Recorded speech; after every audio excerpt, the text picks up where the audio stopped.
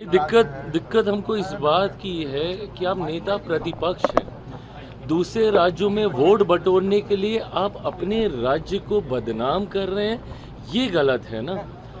और अगर आप बदनाम कर रहे हैं किस बात को लेकर कि गरीब राज्य है, किसकी वजह से ये राज्य गरीब बना?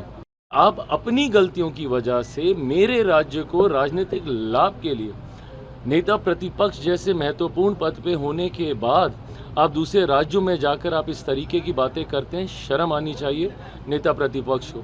यहाँ पर तो आपकी वजह से और कांग्रेस की वजह से पूरा विपक्ष खत्म हो गया। नेता प्रतिपक्ष भी कैसे कैसे करके बन पाए हैं, खुद अपनी विधायकी कैसे कैसे करके ये विधायक बन पाए हैं। दिक्कत हमको इस बात की है कि आप नेता प्रतिपक्ष हैं। दूसरे राज्यों में वोट बटोरने के लिए आप अपने राज्य को बदनाम कर रहे हैं, ये गलत है ना। और अगर आप बदनाम कर रहे हैं किस बात को लेकर कि गरीब राज्य है, किसकी वजह से ये राज्य गरीब बना? 90 का दशक क्या लोग भूल गए हैं? 2 दशक लगे हम लोग को बेसिक इंफ्रास्ट्रक्चर बिहार में तैयार करने के लिए।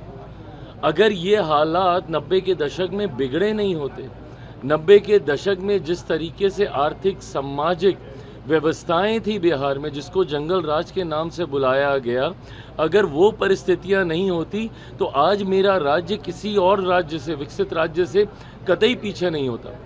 90 के दशक में मजबूर किया गया लोगों को पलायन करने के लिए, पूरी व्यवस्था को चौपट किया गया, जिसकी वजह से हमारे राज्य का राजस्व समाप्त हुआ। आज मौजूदा मुख्यमंत्री नीतीश कुमार जी लगभग 2 दशक हम लोगों को लगे उस बेसिक इंफ्रास्ट्रक्चर को तैयार करने के लिए। हम बार बार बोलते हैं किसी समतल ज़मीन के ऊपर विकास की इमारत को खड़ा करना आसान होता है, बट अगर किसी राज्य को आपने खाइयों में फेंक दिया, उसके बाद वहाँ पे उस इमारत को खड़ा करने के लिए पहले ज़मीन को समतल करना होता है। आज वो व्यवस्था 2 दशक में हम लोगों ने तैयार की। मैं मानता हूँ अगले 5 साल बिहार में ना सिर्फ उद्योग आएंगे बल्कि बेहतर शिक्षा और स्वास्थ्य की व्यवस्थाएं भी ये डबल इंजन की सरकार करेगी।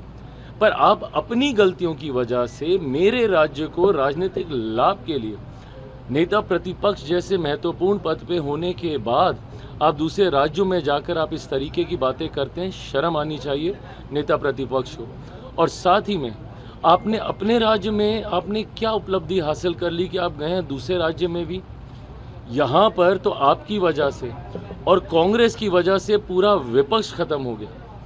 नेता प्रतिपक्ष भी कैसे कैसे करके बन पाए हैं, खुद अपनी विधायकी कैसे कैसे करके ये विधायक बन पाए हैं।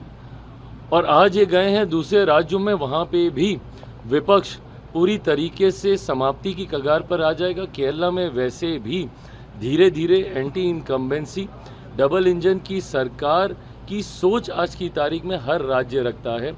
और मैं मानता हूँ कि केरल, ये तमिलनाडु, ये तमाम राज्य ऐसे हैं, बंगाल, जहाँ पे आने वाले दिनों में मेरे प्रधानमंत्री आदरणीय नरेंद्र मोदी जी की सोच वाली सरकार, डबल इंजन की सरकार आने जा रही है।